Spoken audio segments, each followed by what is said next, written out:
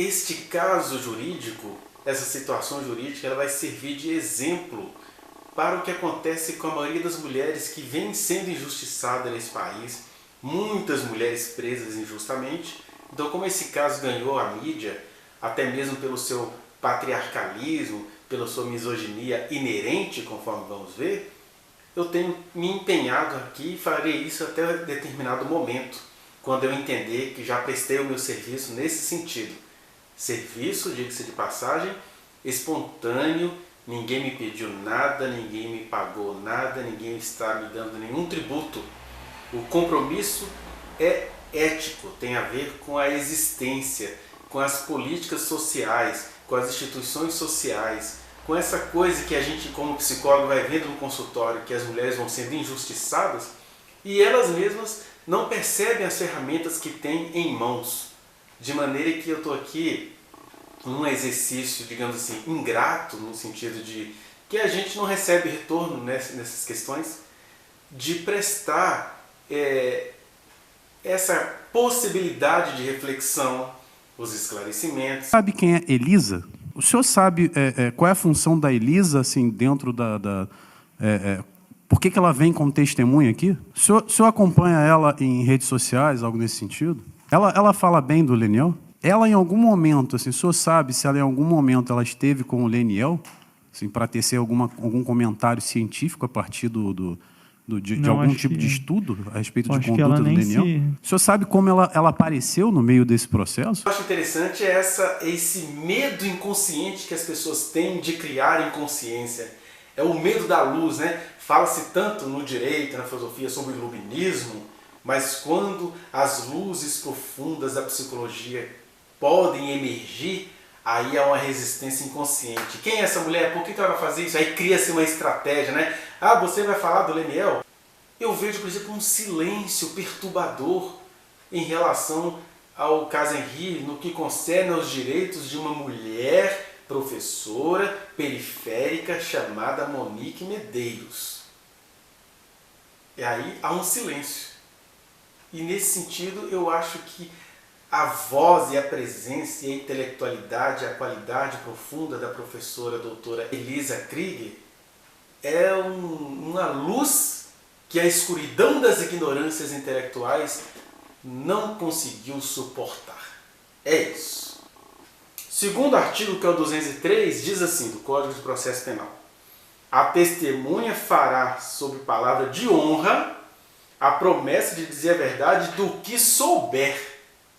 Olha, a professora doutora Elisa, ela sabe de alguma coisa? Por que ela foi impedida de dizer o que ela sabe? E ela sabe, né? Nervosismo da defesa do Jairo. Curioso, porque o promotor deveria entender o seguinte: se a defesa do Jairo ficou tão nervosa, eu tenho interesse nesse depoimento, mas é engraçado que o promotor não se interessa, a juíza fica ambivalente e a defesa do Jairo age de maneira imponentemente injusta. O que a defesa do Jairo teme. Por quê? Para ficar estressado daquele jeito é porque está devendo, né?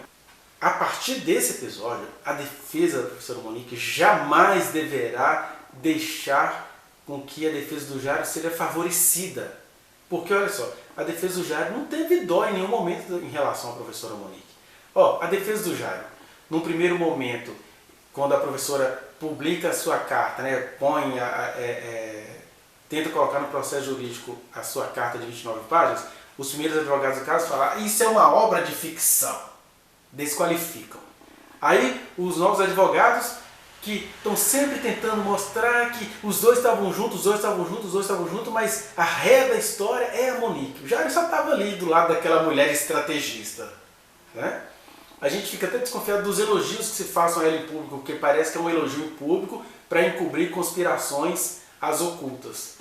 E agora a defesa publica a carta do Jairo, que vai dizer que foi a Monique que o acordou, querendo colocar a culpa em cima da professora Monique.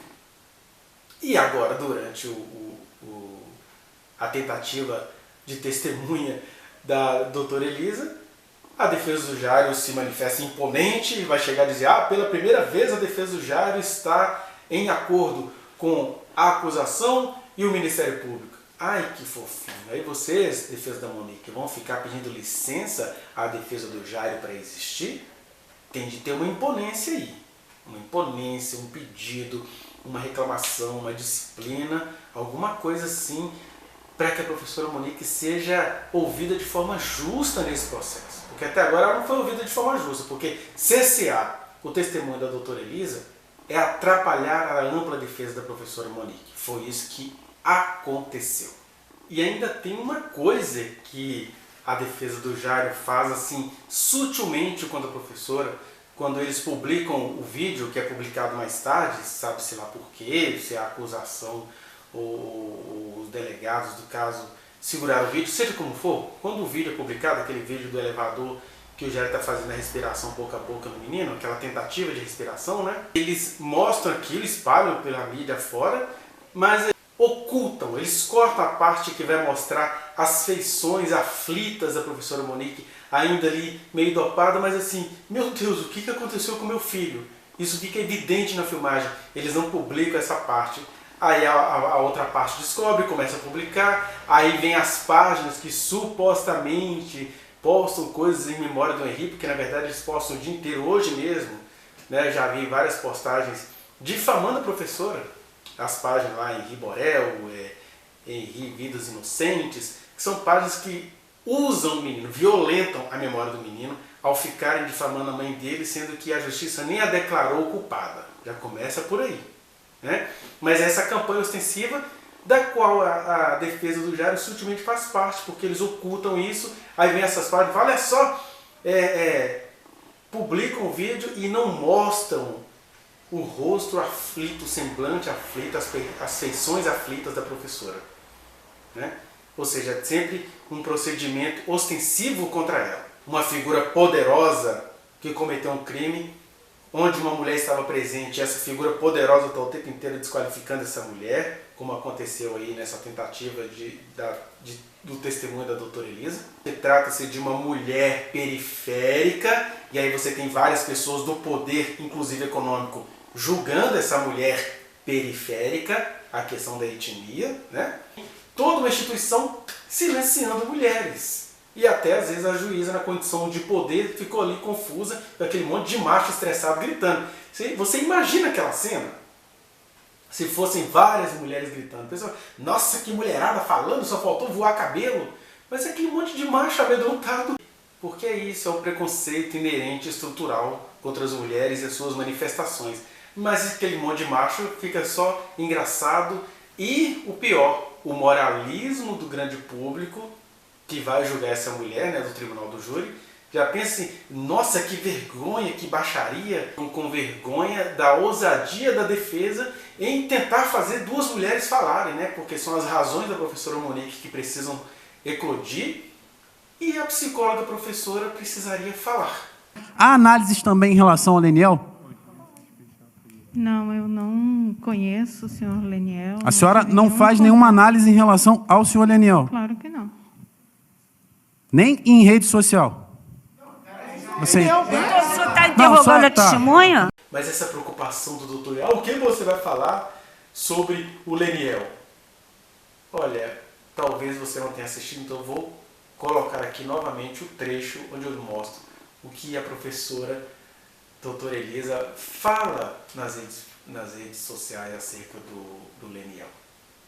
É bom a gente pensar um pouquinho nisso para você ver que não tem nada a ver com acusação, tem a ver com reflexões, com comparações. Eu não vou dizer que Leniel é criminoso, o que eu estou dizendo é que a defesa acaba criando uma figura estranha quando eles acham que ele não pode ser tocado, não se pode falar desse pai. A dor desse pai é terrível.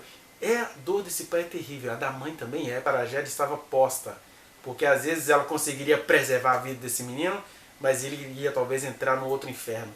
Estou falando da tragédia que a vida é. Né? O próprio pai iria confiar o menino nas mãos de alguma outra mulher ou feminilidade, enquanto ele precisava se ausentar para trabalhar, porque essa era a vida do pai, e aqui eu não estou falando mal do pai. Mas é assim, não se pode falar nada disso, porque a acusação criou uma figura chamada Anjo Leniel. E aqui agora eu vou falar do pai Leniel, do homem Leniel. nem vou falar dele, eu vou fazer essa comparação a qual o advogado evoca. Porque já começa aí nesse intrinsecamento do endeusamento do Leniel versus as mulheres. Essa coisa milenar, quer dizer, o Leniel não pode ser questionado, não? Olha, em qualquer outra situação, se fosse uma mãe no lugar do Leniel, a juíza ou o promotor pediria investigação. Olha, eu sei que a mãe está sofrendo muito, mas a gente precisa investigar também. Todo mundo que estava envolvido com a vida dessa criança tem que ser investigado. Não quer dizer que ela é criminosa não, mas ela tinha que ser investigada. Por que não pode se fazer isso em relação ao Leniel, por exemplo? Não deixou de ser humano, com falhas, defeitos e qualidades, porque ele perdeu um filho, não? Por isso o problema é essa aura de intocabilidade que a acusação insiste em construir em torno dele. É porque houve uma preocupação ali de não deixar o Leniel em evidência. Mas eles estão temendo o quê? Porque quando eles criam essa aura, isso deveria despertar uma interrogação na mente da gente. Eu estou dizendo que o Leniel tem alguma coisa errada? Não. Mas essa defesa nele, essa defesa sistemática em relação a ele, ora. Primeiro, por que no mesmo contexto de luto, a aparência do pai Leniel não é contestada? Porque ele pode estar até triste, e ele teve chances midiáticas de se mostrar triste, a professora não teve, né? E, aliás, quando ela teve a chance, ela já estava padronizada lá pelos advogados do caso, e mesmo assim as lágrimas dela, a aflição dela, a cara de desorientada dela, nada disso foi considerado em seu favor. Então, na mesma situação de luto, por que a boa aparência do Leniel é relevada e a boa aparência da professora Monique sofre maledicências, é julgada de maneira errada, como se ela fosse uma estrategista? Né? Você vai ver, olha, ele pode estar triste como for, mas ele está sempre com a barba bem feitinha. É algo que a doutora Elisa aponta e ela não está falando mal dele, ela só está fazendo comparações. Segundo, se a acusação e o Ministério Público insistem em particularizar aquele momento, né, que nós já vimos que as pirraças, os vômitos, etc., eram constantes na vidinha do menino.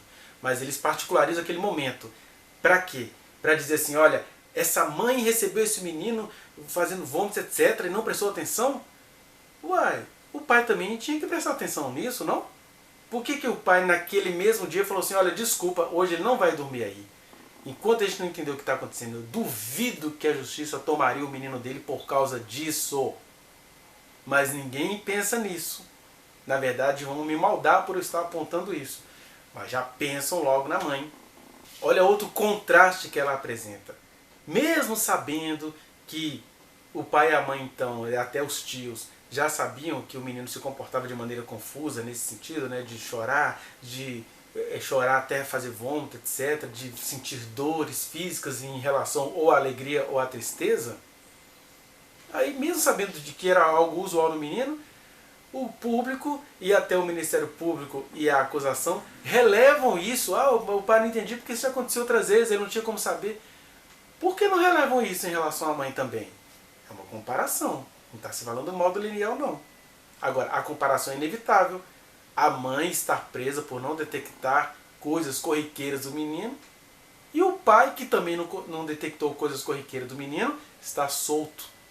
Mãe e pai procuraram sinais do corpo do menino. Mãe e pai levaram o menino ao médico. Na verdade, mais a mãe nesse caso, né, de levar ao médico. Mãe e pai levaram o menino à psicóloga. Nada indicava, nada dava aos dois comprovações contundentes de violência. E aí é engraçado que o promotor coloca isso como falsidade ideológica da professora. Não, se a médica falasse para ela assim, olha, isso é luxação, isso é indício de alguma coisa está acontecendo, ela com certeza iria pegar aquilo como prova. Mas a médica falou que não estava acontecendo nada, e aí ficou o pessoal pensando que era drama do menino. O próprio pai pensava isso, porque ele conhecia como o menino era, e aqui não se está acusando o menino, aqui está se comparando o julgamento da opinião pública em relação ao pai e em relação à mãe, que é isso que a doutora Elisa traz. Agora, olha a sutileza do negócio, porque a coisa tem charme. Aí o Ministério Público pede uma indenização de R$1,5 milhão, se eu não me engano, é esse o valor?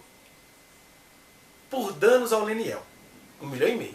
Até aí, a gente não vai esperar muita coisa do Ministério Público nesse caso em relação à mulher.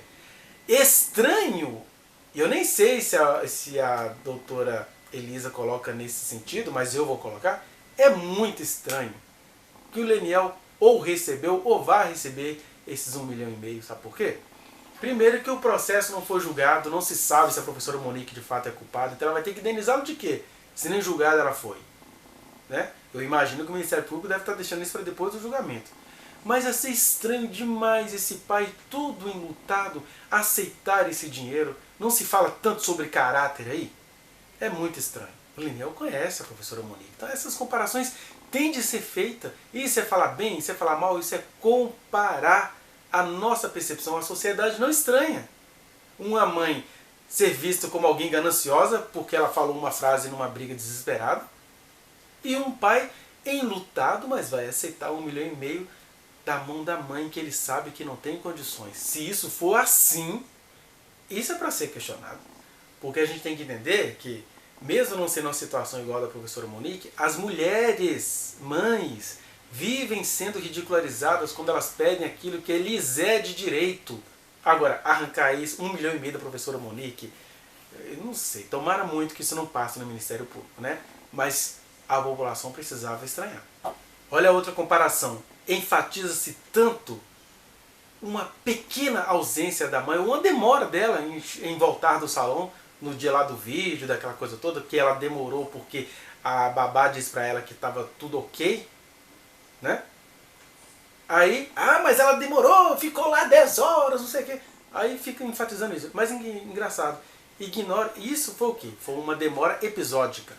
Mas ignora-se completamente as várias, nem foram nem demoras, ausências, né? O pai saía para trabalhar no começo da semana, voltava só no final. Eu entendo que ele tinha que fazer isso.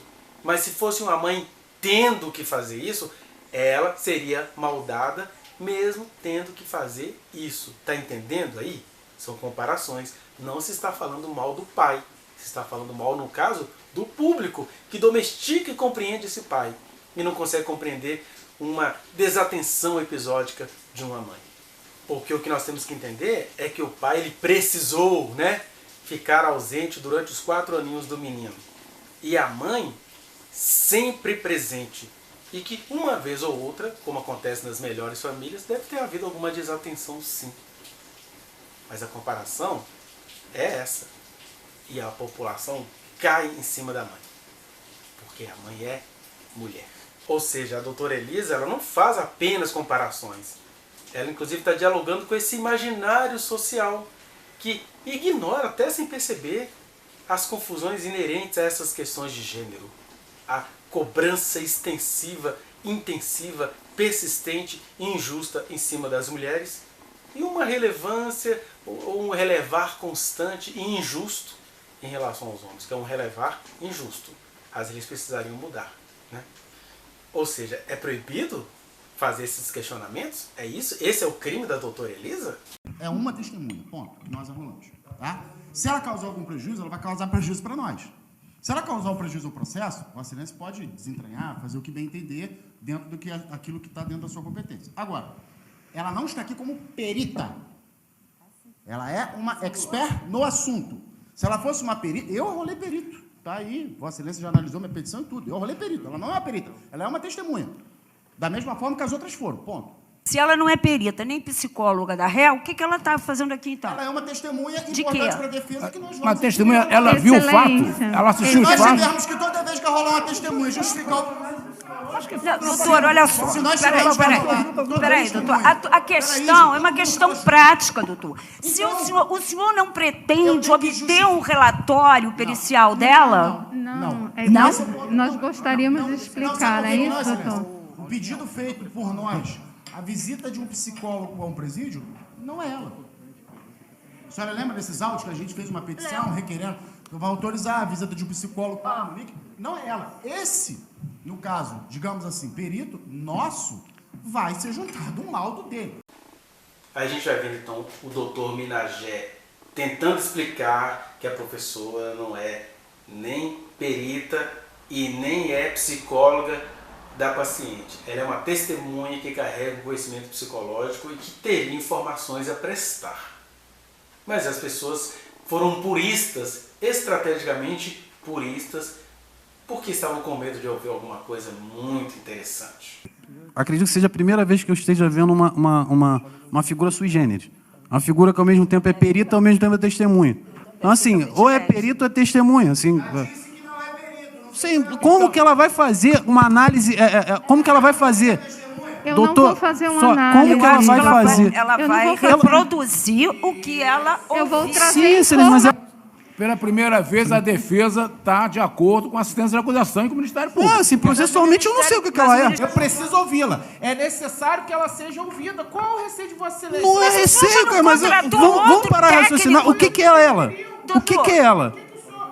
Não, assim, o que é ela? Assim, ela faz uma análise... Saber a natureza jurídica dela? Isso, Testemunha. Ela é uma testemunha que vai... Olha, doutor, ela é uma testemunha que em determinado momento... Testemunha depois... Doutor, testemunha Excelência. depois sobre fatos. Ela estava Doutora enquanto Elizabeth. uma perita que não virou perita Doutora e Elizabeth. agora vai virar testemunha. Pela ordem. Processualmente isso é um absurdo. Com a sua licença, por gentileza, eu gostaria só de Processual. fazer uma correção. Sim. O meu trabalho não era de perita. Eu não fui contratada como perita. Eu fui contratada como psicóloga para realizar uma Sim, mas avaliação. mas a senhora fazia o quê? A natureza jurídica dela é testemunha, pelo amor de Deus. Como que ela é testemunha se ela vai depor sobre argumentos Ela não é testemunha de caráter nem testemunha de fato. Inclusive faz Como referência testemunha de ao fato? profissional técnico. A natureza dela é Assim, testemunha. tecnicamente isso não existe, doutor. Tecnicamente Doutora isso não Elizabeth, existe. pela ordem. Sinceramente, Então, assim, em 13 anos de advocacia, é a primeira vez que eu vejo isso, doutor. Ela pode ter assistido do binóculo. Ela é testemunha. Vamos lá, doutor. Eu quero trazer as informações às quais eu tive acesso até o momento da interrupção dos serviços. Veja, Excelência, da mesma forma, por favor, por gentileza, É muito sim? complicado aqui, senhora. Veja, Mas é realmente complicado. da mesma forma que outros profissionais foram trazidos até aqui, que prestaram serviços, né, tanto para a Monique quanto para a família. São pessoas que tiveram acesso a informações que são úteis à defesa da senhora Monique. Mas é diferente. Ponto. Eu vim, É diferente. Não, eu vim falar de fatos aos quais eu tive acesso através das entrevistas com a família. Aí o doutor Yuri, gentil, jeitoso, mas nem por isso menos perturbado, né? Naquela situação, bem perturbadinho, porque ele vai ficar confundindo os termos de propósito, porque ele vai dizer que ele está vendo uma coisa, ele chega a insinuar que ela seja uma coisa. Eu não sei o que é isso aqui, eu não sei o que é ela, né? Coisificando. E ele vai falar também da questão de que ela é perita, quando já foi dito várias vezes que ela não é. Então ele se faz de não entendido, porque ele estava ali tentando desqualificar, conforme o vídeo anterior que você deve ter assistido aí, sobre o depoimento do Brian. Ele já estava preocupado com essa mulher e ele tinha a missão ali de atrapalhar com que ela desse o testemunho. Até essa questão que ele vai fazer uma superlativização.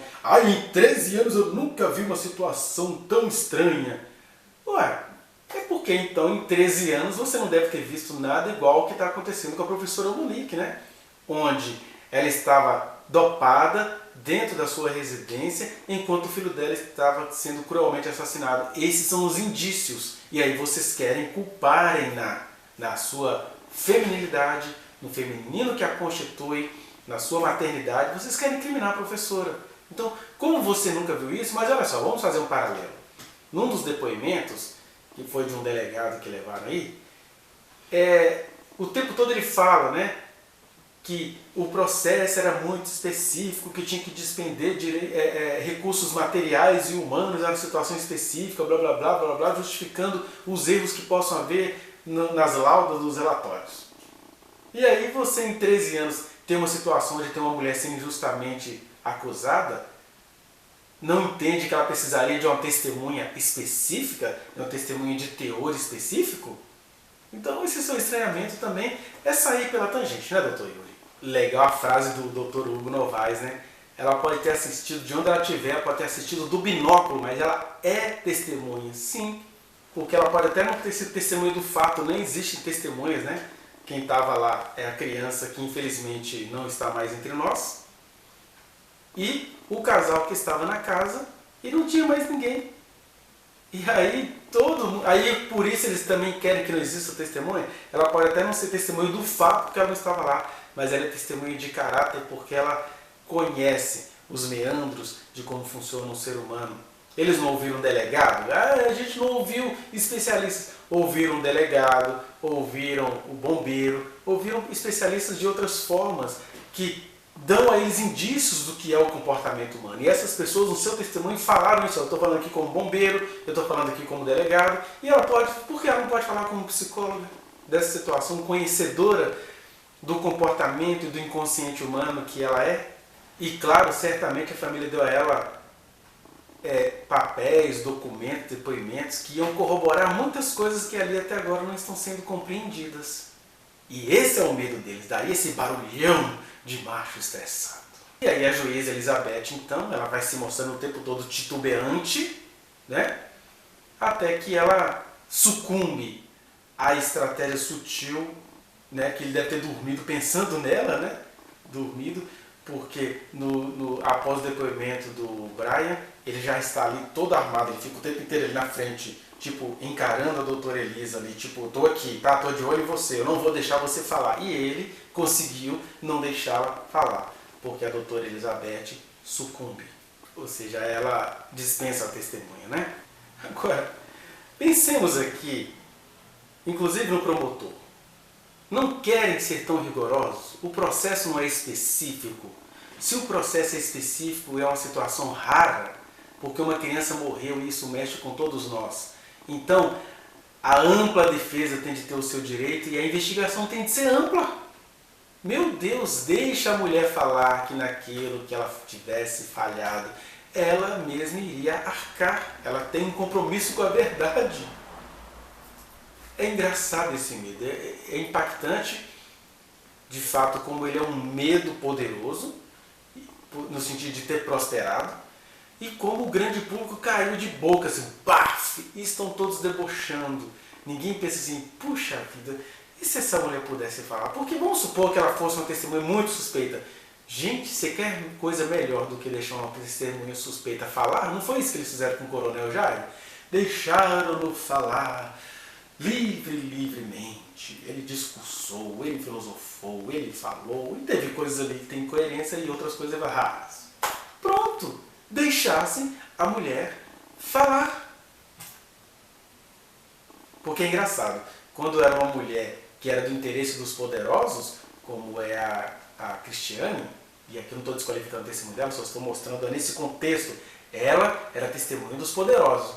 Também deixaram-na falar, chorar espontaneamente, o testemunho dela foi muito interessante, mas olha, ela era testemunha de um poderoso, mas a testemunha de uma mulher periférica, psicóloga, a testemunha, não deixaram falar, porque trata-se de uma mulher periférica e de uma mulher psicóloga. Tá vendo aí? A estrutura sendo vomitada bem na nossa cara. E aí, promotor, você perdeu a chance de ser rigoroso, porque era só deixar a doutora Elisa tropeçar nas próprias palavras, então, ué. Ou seja, chegamos então a algumas conclusões necessárias. Primeiramente, fica evidente o conluio do promotor com a defesa do Jairo e com a acusação. Todos se levantando contra o direito à ampla defesa de uma mulher. Isso é um fato, você não tem como negar isso. Segundo, por que esse caso Monique me interessa tanto, né? Porque é o caso Henri. É o caso Henri e a mãe está viva sendo injustamente processada. Por que ele me interessa tanto? Porque esse é o drama das mulheres da nossa nação. Sejam elas ricas, pobres, de credibilidade, sem credibilidade, envolvidas ou não no crime. Elas estão o tempo todo sendo silenciadas e elas precisam descobrir um caminho interior de falar, a gente não aceita isso. Sabe, ela está tendo um movimento, igual tem uma página maravilhosa chamada Deixe a Monique Falar, procure lá que ela está lá no Instagram. Porque se essa mulher puder falar, e se as feminilidades constituídas no processo puderem falar, e se o feminino que há nesse projeto puder ecoar, haveria uma transformação. Tomara que a juíza intua nesse sentido. A quarta questão, conclusão, é que a gente precisa parar de ter medo do tumulto. A gente tem medo da aparência, né? Mas olha, esse tumulto aí, ele nos revela muitas coisas, conforme as que eu te mostrei até agora neste vídeo. Ele revela o seguinte, que é melhor suportar a aparência do tumulto que está denunciando que tem uma verdade ali tentando ser enterrada, do que o silêncio elegante da falsidade criminosa que vai enterrar uma mulher e proteger um homem nessa situação. Então não temos medo de tumulto, não. Eu acho que a doutora Elisa foi muito firme nesse sentido. Ela continua firme, leve e solta. É isso aí, doutora Elisa. Sem medo de tumulto. Nós sabemos quem somos. E nós sabemos quem a Monique é. Ela poderia dizer coisas muito interessantes. E o Poder Judiciário não quis ouvir. Porque a juíza poderia pensar assim, deixa essa mulher falar. Eu não vou deixar mais ninguém falar, mas hoje ela vai falar. Pronto. Ia ser muito interessante. Mas perderam mais essa chance, né? Enfim, eu quero te agradecer pela atenção até aqui. Se você quiser falar comigo, vá às minhas redes sociais, lá no particular dessas redes, né? Eu estou aí no Instagram, no Facebook, no Twitter, na descrição deste vídeo. E tem uma playlist onde eu tenho reunido todas essas reflexões sobre o caso Henri, relativamente aos direitos da professora Monique. E no mais, a gente vai se falando por aí. Dê o seu like, compartilhe. A gente precisa, pelo menos, alcançar um público próximo desses que estão difamando a professora o dia inteiro. Então dê o seu like, compartilhe, inscreva-se neste canal e aperte o sininho para você receber as notificações. Mais uma vez, meu muito obrigado.